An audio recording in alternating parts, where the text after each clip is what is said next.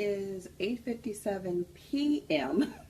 and this is the way my life has been going lately. I have not even began to think about dinner, so I'm trying to make it a little bit easier for myself tonight and pull out this good old HelloFresh bag from my refrigerator. Tonight we are having the cherry balsamic pork chops. So got 2 packs of pork chops, my broccoli. What do we have? Some balsamic vinegar. I'm going to see how quickly I can turn all of this into this. Okay, so the oven is preheated to 425.